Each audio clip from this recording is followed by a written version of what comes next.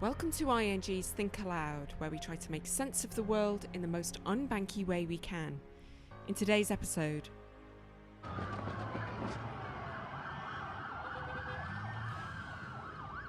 our nation has been gripped by professional anarchists, violent mobs, arsonists, looters, criminals, rioters, Antifa, and others. Small business owners have seen their dreams utterly destroyed.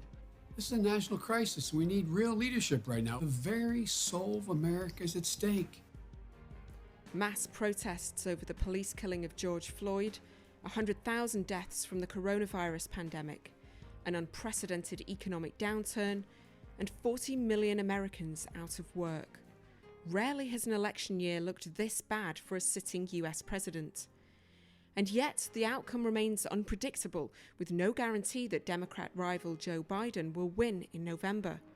I'm Rebecca Byrne, and I'm joined by ING's chief international economist James Knightley in New York to find out how the political and economic turmoil could influence the race to the White House. James, the US economy is already a mess, and these protests can't be helping businesses get back on their feet. Plus, you have a lot of people gathering together and risking a second wave of infection. What does this all mean for the US economy and for Trump's re-election chances? Yeah, hi there. Well, in terms of that, to answer that, so there's a lot of questions to try and break down. I guess in terms of the economy, the unfortunate violence that has accompanied the obvious protests in relating to George Floyd, it's not good news, that violence. We were embarking on the process of reopening right across the nation. But of course, the priority for business should be the safety of staff and customers. So, if you have this sort of situation with the violence, businesses are not going to be able to open. And of course, the curfews have really taken a lot of it out of a lot of businesses' hands. So those restrictions there, coupled with social distancing, it does really raise question marks about the viability of reopening. So that's clearly a constraint. And then, as you say, there is some concern about gatherings and the potential for COVID-19 to spread once again. So that's something we're going to have to closely follow. If it has a material impact on infections, and that is something, only time will tell, it could result in a more restricted reopening plan, which of course would also further hold back the recovery. But again, that's a huge uncertainty. We'll just have to wait and see. Now, in terms of the elections, well, the opinion polls are already suggesting Donald Trump was well behind Joe Biden nationally. I mean, the Washington Post had a very recent poll over the weekend that put Donald Trump 10 points behind Joe Biden. Now, as we can see from the media and Trump's statements, he's clearly chosen to take the route of focusing on the law and order aspect. And that's going to appeal to some voters. But that's instead of really tackling the injustices at the heart of the George Floyd case, and that has really highlighted those once more. So, we've got historical precedents for this. Richard Nixon took this stand back in 1968. But then again, we've got to remember he was the challenger and not the incumbent as Trump is now. So how this unfolds over the summer, there's a lot of uncertainty. Lots of scenarios are out there and are possible. Now, his actions are forcing protesters aside to have the photo opportunity outside the church, and the demand for greater use of police may well inflame tensions. And if those protests do continue over the summer and there is no reconciliation and the polarization continues and mishandling, perception rises, that would be very, very bad. But as I say, there's a whole range of scenarios, and there's a lot between now and, of course, November, when we have the election to really determine the outcome. Yeah, and despite everything that's going on, Trump's approval rating is still more or less where it was throughout most of last year, which is quite astonishing in a way. Yes, but I would say most people have got a pretty strong opinion on Donald Trump, and those opinions don't seem to change very much.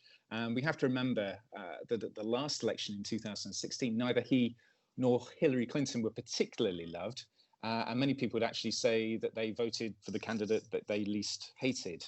Now, this time around, Joe Biden is arguably being better received than Hillary Clinton across the nation, shall we say. So it means that Donald Trump is likely going to go after him pretty aggressively to try and create doubt in voters' minds about Joe Biden. Before the pandemic hit, Trump frequently cited the strong economy and the stock market as barometers of his success in office. obviously you can't point to that now. So this election is going to be about other things, isn't it? But what other things? Well, I think, you can still point to the equity market. I mean, that's just made an absolutely astonishing comeback. To been down by more than a third and to be now barely off all-time highs is an astonishing situation, given the economic strife that continues to reign over the US economy. Unemployment continues to rise. And I think that's going to be a main story. Of course, also the George Floyd issue is going to continue to be something that is going to be driving debate and topics for the election as well.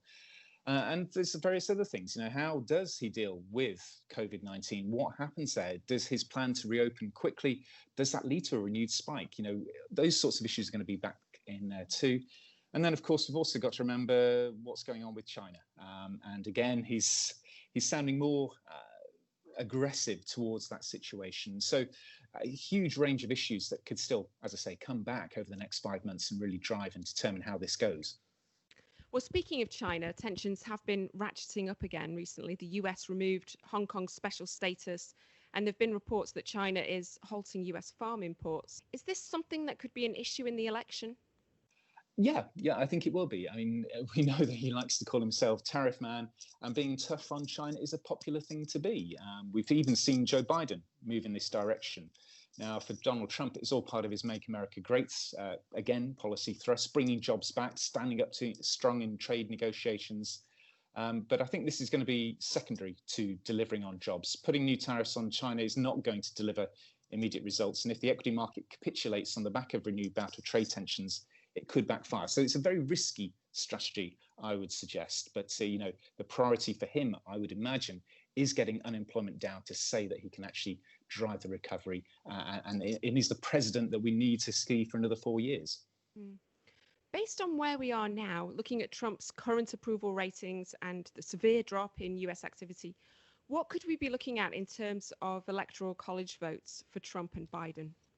Yeah, that's right. I mean, we've got to remember that the presidential election is not a straight runoff between two candidates with the most votes winning. I mean, Hillary Clinton would have won by 2 million votes more than Donald Trump in 2016 otherwise. So we have to remember it is based on the Electoral College system. So it is effectively a state-by-state contest. Now, there are, of course, the situation that we know that California is going to vote Democrats. And we know, for example, Alaska is going to vote Republicans. So it's down to the so-called swing states. And the 5 that we continue to highlight are Arizona, Florida, Pennsylvania, Michigan, and Wisconsin. And the current polling in all 5 of those states is that Biden is ahead by between 3 and 8 percentage points in all of them. Now, this is a remarkable turnaround because Donald Trump won all 5 of those last time. So if the election was held today, you would have to say things are looking very good for Joe Biden. However, as I say, we've got 5 months to go and a lot could yet change. Well, this is not just about the presidential election, but the Senate race as well. Will the Republicans be able to hold on to their majority there, or is there a chance that the Democrats will be able to capture the House, Senate and the presidency in November? Yeah, I mean, based on current polling, it does indeed suggest a clean sweep for the Democrats is certainly possible. That's the presidency, the House and the Senate. I think it is a closer call for the Senate. But, historically, there is a strong correlation between the economy, the president's approval rating and the Senate outcome. But we've also got to remember that, yes, we've got the president votes. Yes, we've got the House votes where all the representatives are up for re-election. But in the Senate, we've only got 35 of the 100 seats up for grabs. Now, of those 35, currently 23 are Republican and 12 are Democrats. So all the Democrats really need to do is win just 3 of those 23 Republican seats. So that's clearly achievable, I think. Right. Trump has been encouraging American businesses to open up again after the lockdown, even though it's not really clear that the rate of infection has been brought under control everywhere. But could he use a bounce in the third quarter as evidence that things are turning around? Yeah, I think that's what he's going to try and do. And that is why he's so keen to get the states reopening, to try and recreate the jobs that have largely been lost. So I think that would be a very similar strategy to what we saw with Ronald Reagan in 1984. He's turning the situation around. There's a strong economic performance. The equity markets are up as well. And that could potentially deliver him that economic confidence vote ticket. So I think that's certainly going to be a key platform of his strategy.